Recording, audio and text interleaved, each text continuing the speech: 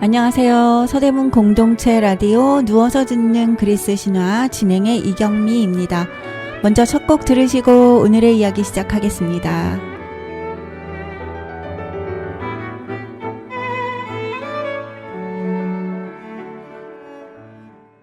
If all of the kings had their queens on the throne, we would pop champagne and raise a toast to all of the queens who are fighting alone. Baby, you're not dancing on your own. Can't live without me, you wanna, but you can't. Nah, think it's funny, but honey, can't run the show on your own.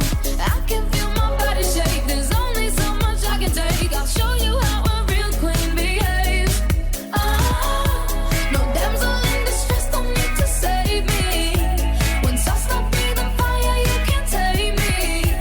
And you might think I'm weak without a sword, but if I had one, it'd be bigger than yours. If all of the kings had their queens on the throne, we would pop champagne and raise a toast to all of the queens who are fighting alone. Baby, you're not dancing on your own. Disobey me, then baby, it's off with your head. Gonna change it and make it a world you won't forget.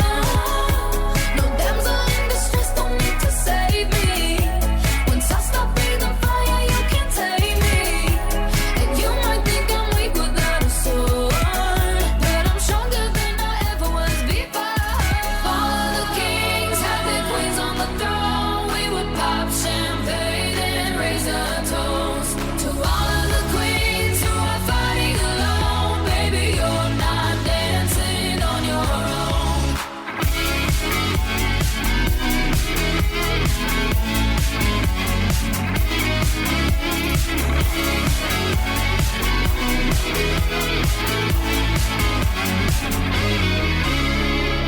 In Chester, king can move one space at a time, but queens are free to go wherever they like. You get too close, you'll get a royalty high. So breathe it in to feel alive. All of the kings had their queens on the throne. We would pop champagne and raise a toast to all of the queens who are fighting alone. Baby, you're not dancing on your own.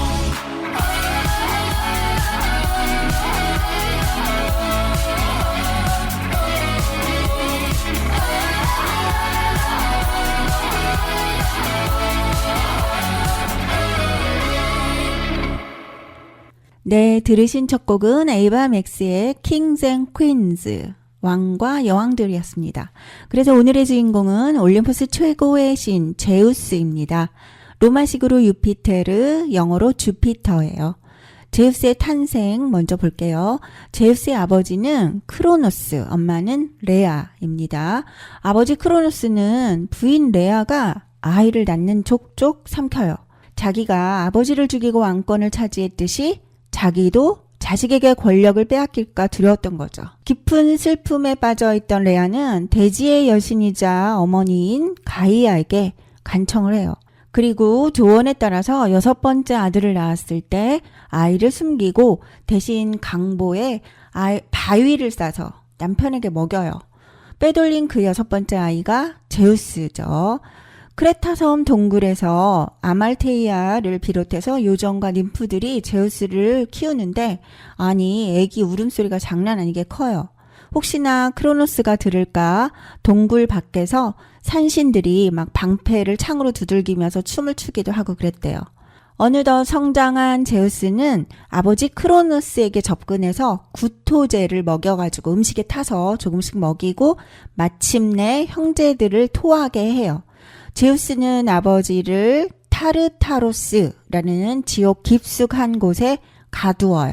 그리고 그동안 세계를 지배하던 아버지 형제들, 아버지 형제 거인신들하고 오랫동안 2차례에 걸쳐서 한 번에 10년씩 전쟁을 치른 다음에 마침내 올림포스 최고의 신 자리에 올라요.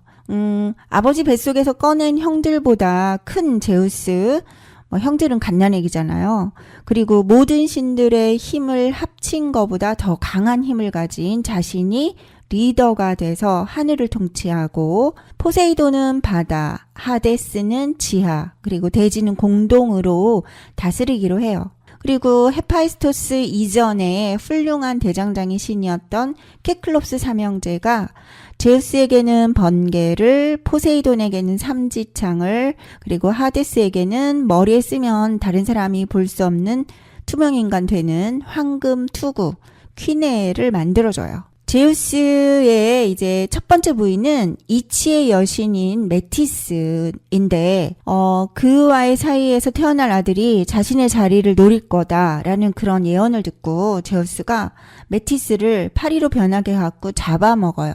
이 이야기는 나중에 아테나 여신 할 때 다시 자세히 얘기할게요. 그리고 두 번째가 율법의 신 테미스고, 이제 세 번째가 아름답고 위엄 있는 헤라. 헤라한테 반해가지고 맨날 구애를 하는데 헤라는 너 바람둥이라 싫어 이렇게 거절해요. 그러다가 제우스가 어느 날 뻐꾸기로 변해가지고 엄청 불쌍한 척 하면서 접근해서 헤라가 또 넘어가가지고 그 대신 그러면 너 바람 말고 정식으로 결혼한다고 하면 내가 생각해 볼게 라고 해서 비로소 정식으로 올림포스의 최고의 신, 최고의 여신이 되는 거예요. 결혼의 신, 가정의 신인 헤라와 함께하는 이들 중에 제우스와의 사이에서 낳은 딸, 전에 그 레토 할 때 나왔었는데 출산의 신 에일레이티아가 있었고, 또 그 시중 들어주는 이리스가 있어요. 이리스가 또 제우스가 눈독을 들여가지고 치근대니까 저는 헤라님을 배신할 수는 없어요 하면서 끝까지 거부해요. 그러니까 이 사실을 알고 헤라가 무지개로 만들어요. 그래서 제우스한테는 비서실장인 헤르메스가 있었잖아요. 그러면 헤라한테는 무지개 신 이리스가 있어서 전령 역할, 비서 역할을 해요. 하늘과 땅을 연결하는 심부름 역할도 한다고 해요. 그리스 신들 중에 가장 사람을 좋아하고 착한 신으로 알려져 있다고 하더라고요. 그리고 여기서 이름을 딴 붓꽃 있잖아요. 아이리스의 꽃말이 좋은 소식이래요. 음악 한 곡 들을게요.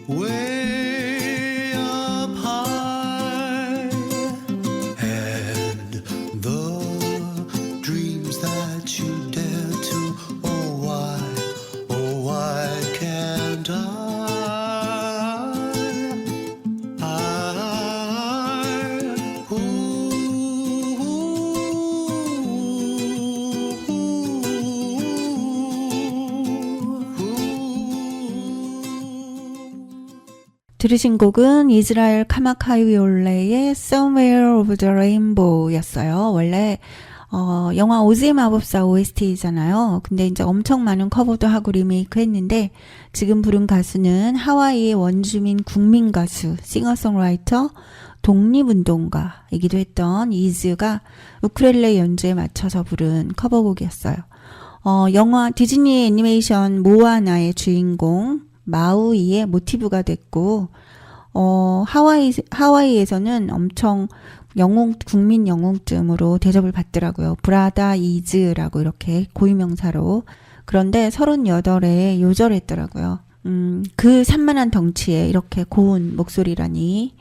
제우스가 신들, 인간들, ним프 가리지 않고 바람을 피우는 거는 현대로 보면 약간 불륜남, 남봉꾼, 권력형 강간범이지만 신화 해석으로 보면 지역의 위인이나 왕조를 드높이기 위해 사용된 장치로 볼 수 있다고 해요. 우리 왕조의 시작이 신의 아들이다. 그것도 제우스의 아들이다. 또는 우리 조상이 누군데 거슬러 올라가면 제우스의 자손이다. 이렇게 권위를 세우는 그런 상징적 존재라고 해석하더라고요. 태양계 행성 중에 목성을 주피터라고 해요. 크기가 가장 커요. 지구의 11배. 그리고 질량은 태양계의 나머지 행성들을 다 합친 것보다 2배 이상이래요. 과연 주피터 이름을 붙일만 하죠.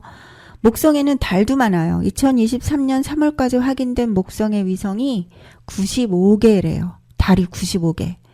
목성을 중심으로 하는 또 하나의 작은 태양계다. 이렇게 부르기도 하더라고요. 목성의 위성들은 제우스의 연인 이름을 붙여요. 헤라는 이제 그들하고 급이 다르니까 빼고 그 중에 가장 대표적인 위성 4개를 살펴볼게요. 먼저 목성에 가장 가까운 위성 이오 이야기 시작할게요. 어느 날 한낮인데 갑자기 어두워져요. 어라, 헤라는 촉이 와요. 남편님이 또 사고 치시는구나. 헤라가 구름을 걷고 보니까 아니나 다를까 강둑에 제우스가 앉아있어요. 제우스가 어둠으로 변신해서 ним프 이오와 사랑을 나눴던 거예요. 헤라가 내려오니까 황급히 이오를 하얀 암소로 변신시켜요. 그래도 다 눈치챈 헤라가 모른 척하고 아이고 그 소 참 어여쁜데 저 주시겠어요 하니까 제우스는 당황은 했지만 차마 거절은 못하고 이제 이렇게 암소를 데려간 헤라는 눈이 100개인 아르고스에게 지키고 있으라고 해요. 눈이 100개여서 낮이나 밤이나 감시를 하니까 이오는 도망도 못 가고 아주 죽을 지경이에요. 그러다가 어느 날 자기를 찾아다니던 아버지 이나코스를 보고 처음에는 딸을 못 알아봐요. 그러니까 발 앞에 자기 이름을 써서 알려요. 강의 신인 아버지는 분노와 슬픔으로 제우스에게 따지러 가요. 근데 제우스는 인간이 감히 어디 와서 따져 그러면서 불경하다고 이나코스 강에 번개를 내리쳐요. 그래서 그 강이 다 말라버리고 더 이상 흐르지 않고 그렇게 이오의 아버지는 외면했지만 그래도 마음이 좀 쓰인 제우스가 헤르메스에게 너 가서 아르고스 죽여라 는 미션을 내려요. 헤르메스는 목동으로 변신해서 양떼를 몰고 시링크스의 피리를 불면서 아르고스에게 가요. 밤낮으로 이오 감시만 하고 따분했던 아르고스는 아름다운 피리 소리에 마음이 뺏기고 이때다 싶어서 헤르메스는 졸리도록 계속 잔잔한 곡을 불어요. 근데도 눈이 100개잖아요. 그러니까 2-3개는 꼭 뜨고 있는 거예요. 그래서 대담꾼인 헤르메스는 자기가 피리를 어떻게 만들었는지 길고 긴 얘기를 시작하고 마침내 아르고스의 눈이 모두 감겨요. 그러자 헤르메스가 아르고스의 목을 쳐요. 이걸 안타깝게 여긴 헤라가 아르고스의 눈 100개를 자신의 상징새인 공작의 꼬리에 붙여요. 그림에서 아름다운 여인 주변에 공작새가 그려져 있으면은 그 여인이 헤라인 거예요. 음악 한 곡 듣고 암소가 된 이오 이야기 계속 이어가겠습니다.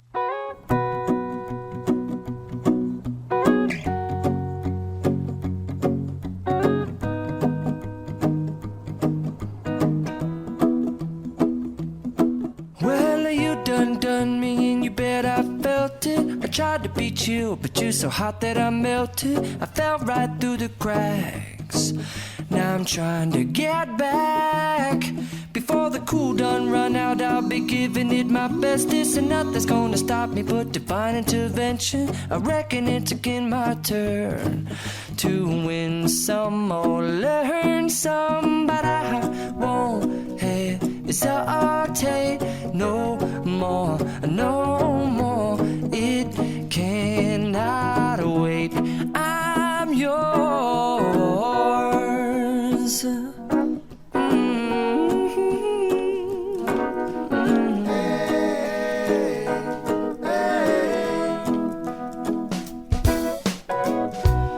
Open up your mind and see like me.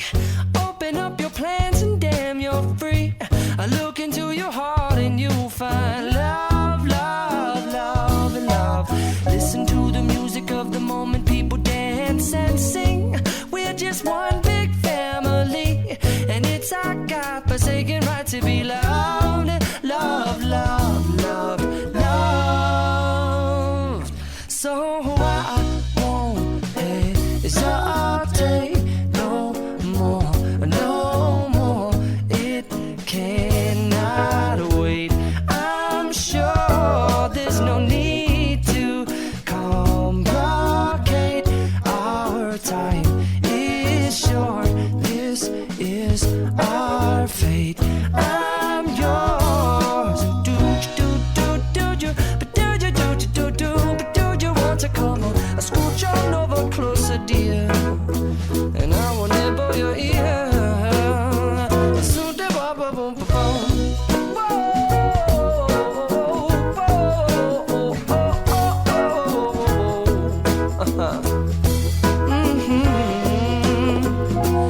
I've been spending way too long checking my tongue in the mirror and bending over backwards just to try to see it clearer, but my breath fogged up the glass, and so I drew a new face and I laughed. I guess what I'll be saying is there ain't no better reason to rid yourself of vanities and just go with the seasons. It's what we aim to do. Our name is our virtue, but I won't hesitate no more, no more. It cannot wait. I'm yours. Open up your mind and see like me. Open up your plans and damn, you're free. I look into your heart and you'll find that the sky is yours. So please don't, please don't, please don't. There's no need to complicate, 'cause our time is short. This is our fate. I'm yours. I'm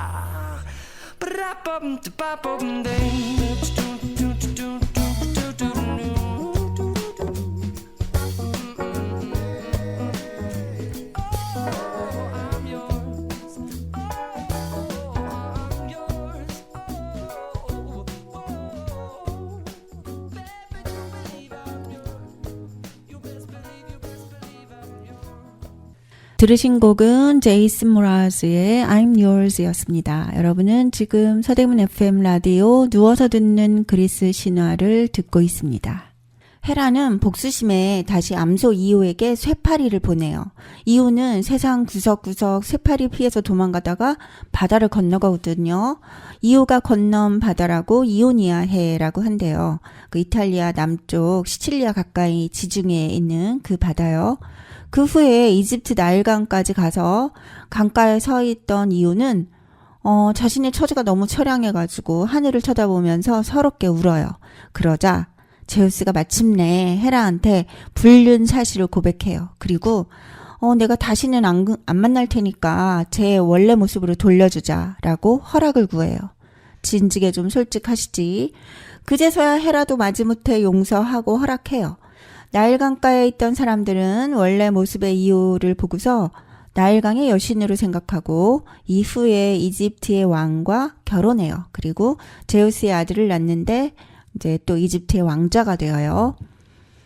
헤라가 남편이 불륜을 저지르는 것에 엄격하고 그 상대나 자식들한테 아주 가혹한 벌을 주는 거는 헤라가 신성한 가정의 수호신이라 그렇대요. 제우스 역시 그런 헤라한테 꼼짝 못하고 눈치 보는 거는 아무리 최고신이라도 서로의 역할에 함부로 관여하지 못한다라는 신화 세계관이라고 하네요. 다음 목성에서 두 번째로 가까운 위성 유로파 얘기할게요. 그리스어로 에우로페라고 하고 페니키아의 공주예요. 하루는 꽃을 따라 나온 모습에 제우스가 반해서 이번에는 자기가 소로 변해가지고 그녀를 크레타로 납치해요. 그 후에 이제 크레타 문명이 발전했다고 또 미노타우루스 미궁으로 알려진 그 미노스 왕이 유로파의 자식 중에 하나고요. 이제 이 에우로페가 황소를 타고 여기저기 다닌 곳들, 이게 유럽 땅이다. 그녀 이름에서 유럽 대륙 이름을 딴 거다라고 해요. 근데 사실은 그녀가 먼저가 아니고 유럽 대륙이 있어서 그 이름에 맞는 신화가 나온 것 같기도 해요. 그치만 EU 국가의 유학이나 사업으로 길게 머물 때 필요한 EU 장기 체류증에 뜬금없이 황소 그림이나 황소 홀로그램이 들어있는 거는 이 유로파 신화 때문이래요. 다시 유로파 위성 얘기할게요. 유로파 위성은 매끈한 얼음으로 덮여 있는데 그 얼음층 아래에 지구의 2배 부피의 바다가 있을 수도 있대요. 그래서 외계 생명체의 가능성이 가장 높다고 기대한대요. 사실 화성에는 그렇게 많이 탐사선이 갔는데 별다른 소득이 없잖아요. 올해 얼마 안 됐어요. 10월 14일에 유로파 클리퍼는 여기서 빠른 범선이라는 뜻이고요. 이 유로파 클리퍼라는 나사의 무인 탐사선이 떠났더라고요. 음악 한 곡 듣고 계속하겠습니다.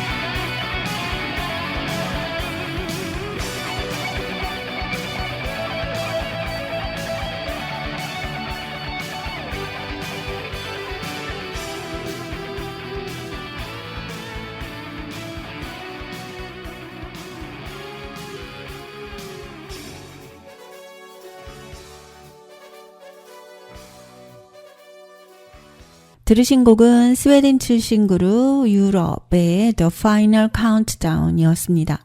처음에는 곡명이 Final Breakdown이었대요.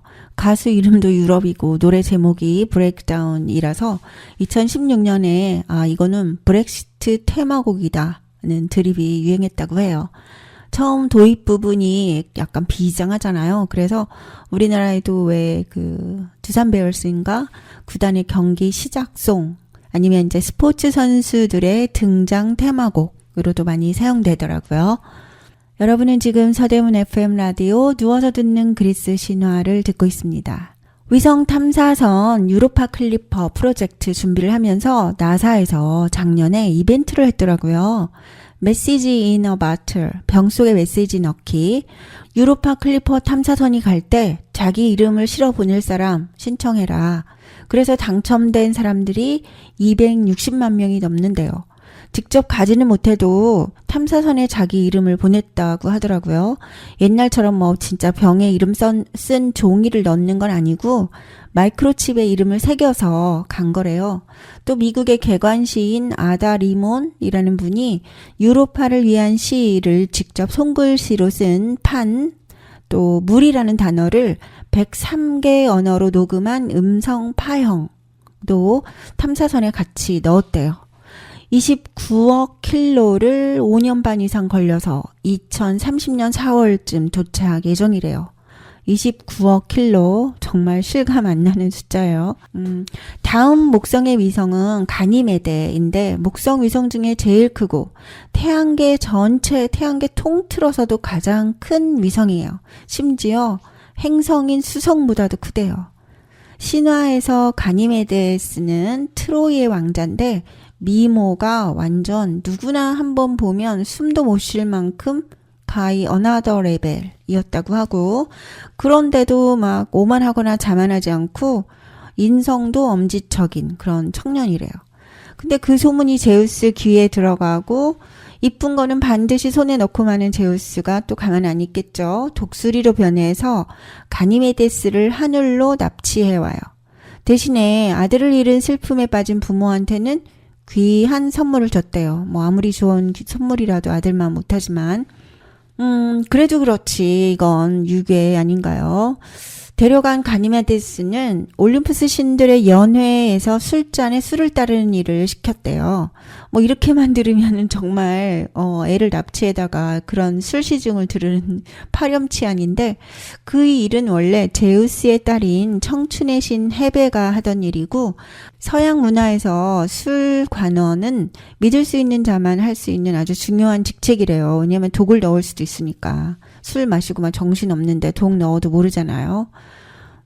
납치당했지만 꽤 신뢰받고 더구나 신의 음식을 먹고 영원히 늙지도 죽지도 않는 그런 신과 거의 동급의 혜택도 받더라고요. 나중에 또 하늘의 별자리, 물병자리가 되기도 하고. 아무튼 가니메데스 얘기는 뭐 루벤스, 렘브란트, 미켈란젤로, 또 괴테, 슈베르트 등 많은 예술가들의 조각과 그림, 시와 음악 속에 남아 있어요. 그리고 신들이 죽지 않고 영원히 청춘을 유지할 수 있는 거는 다 이제 음식 때문인데 신들의 음료나 술을 넥타르, 음식을 암브로시아라고 해요.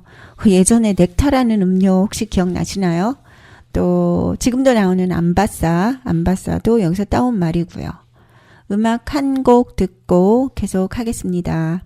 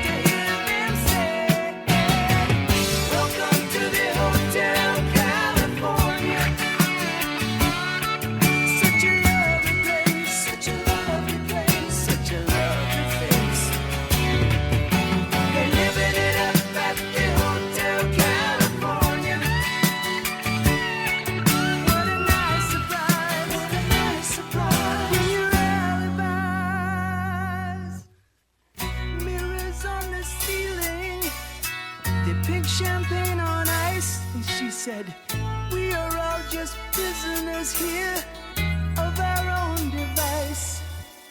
And in the master's chambers, they gathered for their feast. They stab it with their steely knives, but they just can't kill the beast. Last thing I remember, I was running for the door. I had to find the passage back to the place I was before. Relax, said the nightman, we are programmed to receive. You can check out anytime you like, but you can never leave.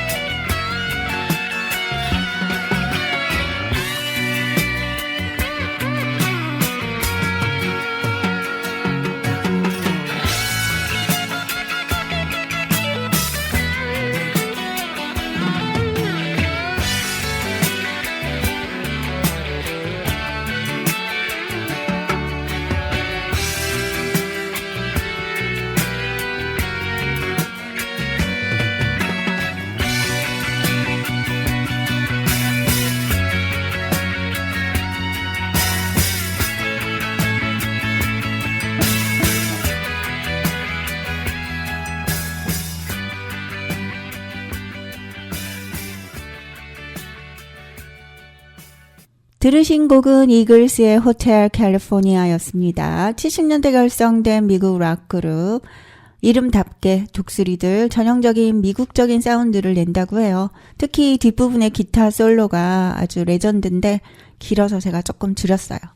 노래 마지막 가사가 넌 언제든 체크아웃 할 수 있지만 절대 떠나지 못해. 가니메데에게 말하는 것 같아요. 독수리는 제우스의 상징새인데 미국의 국가 상징새가 또 대머리 독수리잖아요. 영어로 볼드 이글. 근데 독이라는 말이 우리말로 대머리래요. 그러니까 대머리 독수리 그러면 또 역전압 이런 말처럼 반복되는 말이죠. 흰머리 수리가 맞는 거래요. 암튼 이 대머리 독수리가 북미 지역에서만 서식해서 영국에서 독립한 후에 미국 상징으로 정했대요. 원래는 인디언들의 정신적 상징이었다고 해요. 목성의 위성 얘기로 돌아가서 목성의 위성 중 칼리스토 위성은 가니메데 다음으로 크고 태양계 위성 중에서도 세 번째로 큰 위성이에요. 칼리스토 이야기는 제가 첫 방송 아르테미스 얘기할 때 했거든요. 제우스의 불륜으로 헤라한테 벌받아서 곰이 되고 그 다음에 하늘에 올라가서 큰 곰자리 북두칠성 된 사연이요. 지금까지 살펴본 목성의 위성 4개 이오, 유로파, 가니메데, 칼리스토를 갈릴레이 위성이라고 해요. 갈릴레이가 1610년에 자기가 직접 만든 망원경으로 처음으로 관측한 위성들이라 그렇게 이름 부르고 이 일은 지동설을 증명하는데 아주 중요한 증거가 되죠.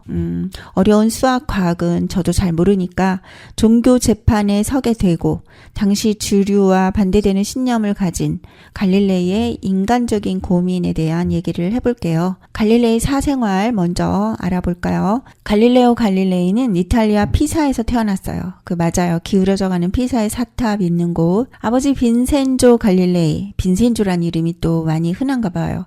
빈센조 갈릴레이는 유명한 류트 연주자, 음악가였대요.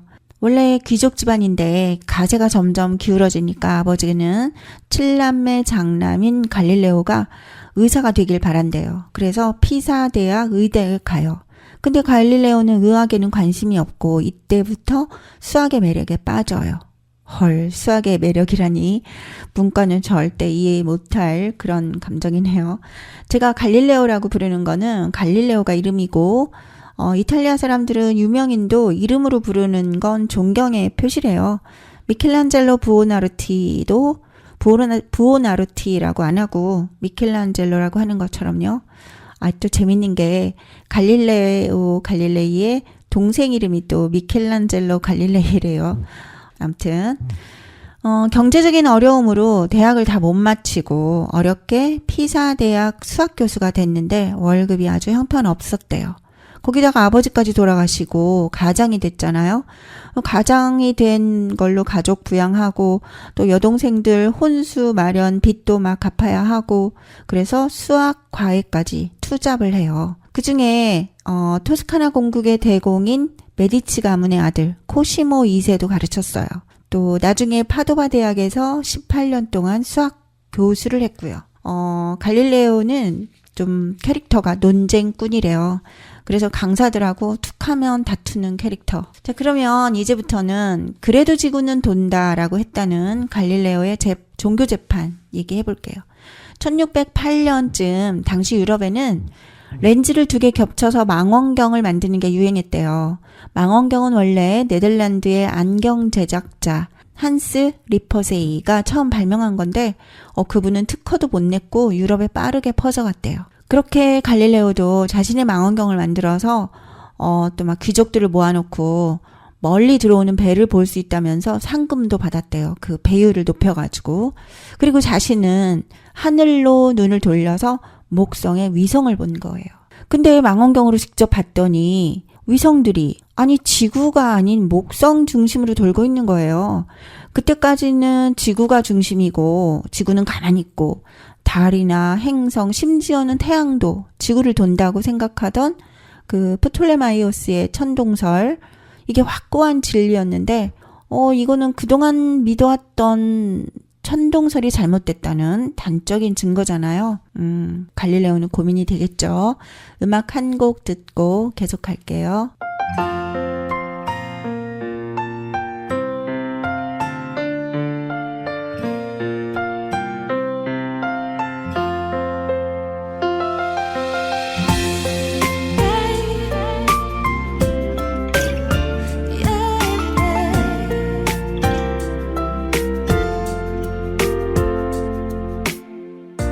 내 손 끝에 그대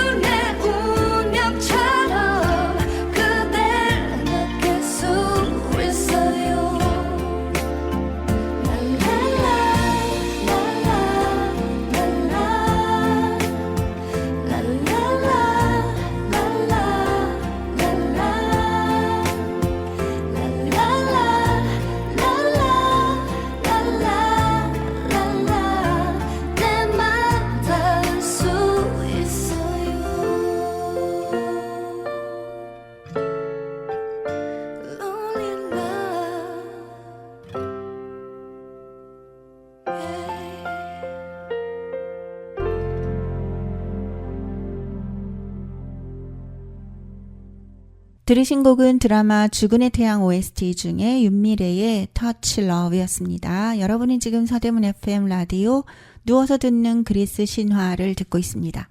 아시다시피 지동설은 코페르니쿠스잖아요. 코페르니쿠스는 원래 카톨릭 사제였대요. 당시에 천동설 기반으로 달력을 만드니까 계산이 자꾸 안 맞더래요. 아, 이대로 가면 언젠가는 부활절이 크리스마스 날과 겹칠 수도 있겠구나. 그래서 교황청에서 제대로 된 달력 좀 만들어 봐 그랬고, 코페르니쿠스가 고민 끝에 나온 결론이 지동설이래요. 천동설은 지구가 딱 중심에 가만히 있고, 수금지와 목토 할 때 그 수금지, 지구 대신에 태양, 그리고 화목토인데, 코페르니쿠스가 이리저리 해보다가 태양하고 지구 자리만 바꿔봤더니, 그러니까 지금처럼 수금지와 목토로 했더니 다 해결이 되더래요. 이제 계산으로 해서. 근데 이런 가설은, 아니 내가 지금 서 있는 땅이 하나도 안 움직이는데 무슨 지구가 도느냐. 그래서 당시 세계관으로는 말도 안 되는 취급이라서 크게 주장하지도 못했고, 책도 거의 자기 죽음을 앞두고 발간했다고 해요. 근데 갈릴레오가 망원경으로 직접 목성의 위성도를 보니까 아하, 코페르니쿠스의 지동설이 맞구나 확인한 거예요. 그래도 갈릴레오는 굉장히 현실적이고 정치적인 그런 면이 있더라고요. 될 수 있으면 종교와 대립하지 않으려고 했대요. 또 자기도 독실한 신자여서 어릴 때 수도사가 되려는 생각도 있었고요. 그래서 자기가 관측한 별들에 대해서 별의 메시지라는 책을 써가지고 코시모 2세에게 헌정해요. 그 자기가 예전에 수학 과외했던 그 코시모 2세, 그리고 직접 본 목성의 위성들의 메디치의 별이라고 이름도 붙여요. 그러니까 갈릴레이 위성이라는 건 나중에 후대에서 붙인 이름이고, 실세인 메디치 가문에 확실하게 아부해서 권력을 뒷배로 둔 거죠. 그럼에도 이 갈릴레오의 성격이 평소에 논쟁하기를 좋아하고, 여전히 그 아리스토텔레스의 그 고전적인 세계관으로 과학을 얘기하는 사람들을 굉장히 막 이렇게 꾸짖다시피 하고 그랬다고 그래요. 그러니 이제 갈릴레오의 사상이 점점 퍼져가고 논란거리가 되니까, 그래, 그럼 내가 직접 수학과 과학으로 증명하겠다. 그렇게 했는데 그 길로 바로 종교재판의 회부가 돼요. 그래서 첫 번째 재판에서 자신의 주장을 부정하고 철회하며 풀려나요. 종교재판이 무섭잖아요. 그러다가 1632년에 대화, 두 가지 주요 세계관에 대한 대화라는 책을 발간해요.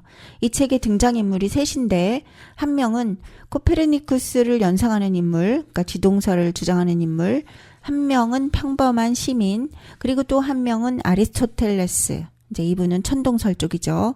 인물이 3명 등장하는데 웃기는 게, 이 아리스토텔레스를 연상하는 인물 이름이 단순한 놈, 바보예요. 그러니 지동설이 맞고 천동설을 여전히 믿는 건 바보 멍충이다 하는 거죠. 근데 또 이 책의 문제는 대중들한테 엄청 인기가 있었다는 거래요. 이유는 음악 한 곡 듣고 알아보겠습니다.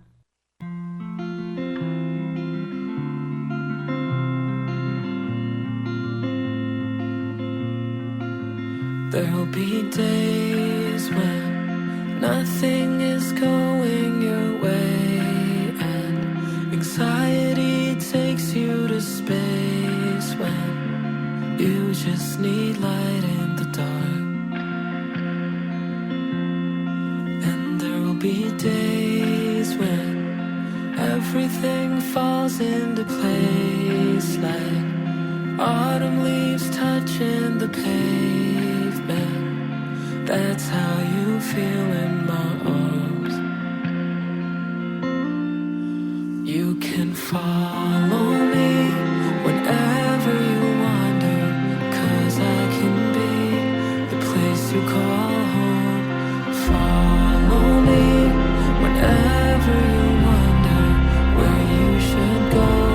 If you feel alone, follow me.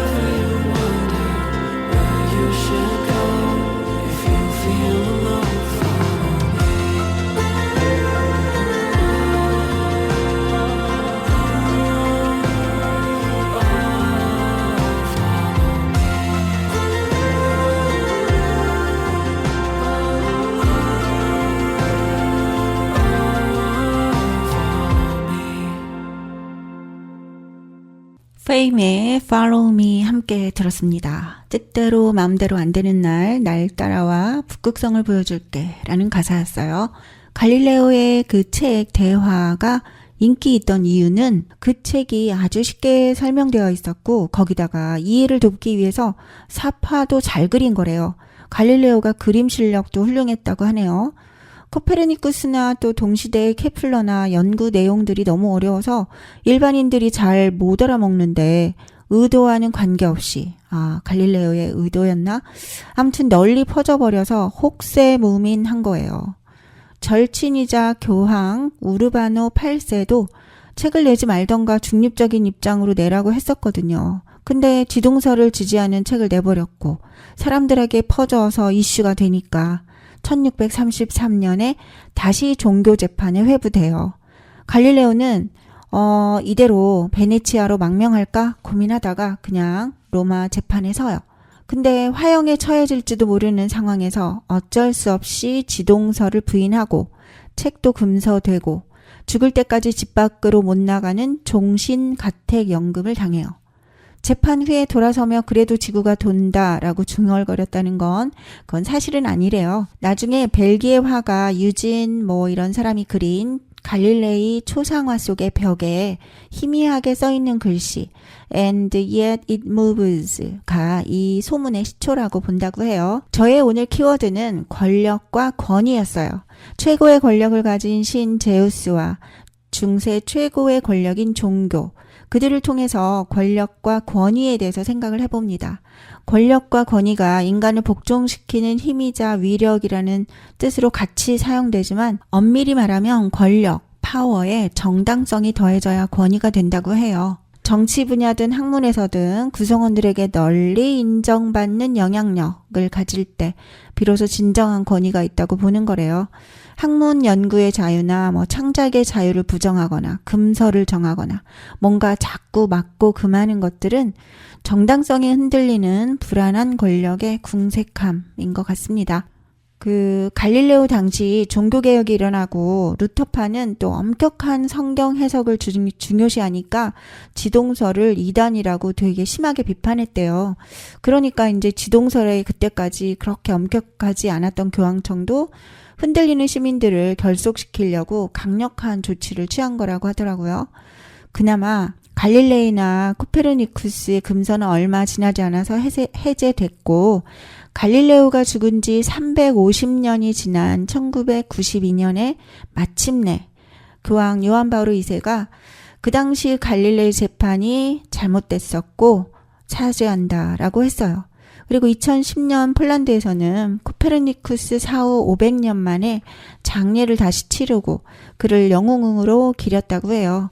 잘못한 권력이 늦게라도 꼭 사죄해야 비로소 권위도 서는 것 같아요. 오늘 방송 어떠셨나요? 오늘은 제우스와 목성의 위성들 그리고 갈릴레오에 대한 얘기 해봤습니다. 방송 들어주셔서 고맙습니다. 마지막 곡은 이탈리아 작곡가 겸 가수 지미 폰타나의 곡 Il Mondo입니다.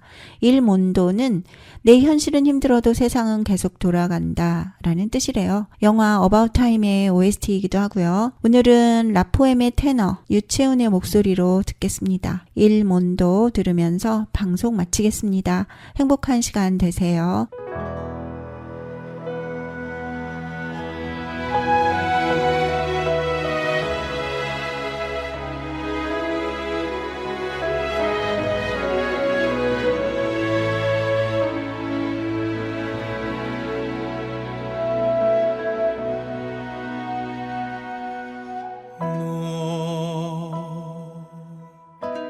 Stanotte amore non ho più pensato a te,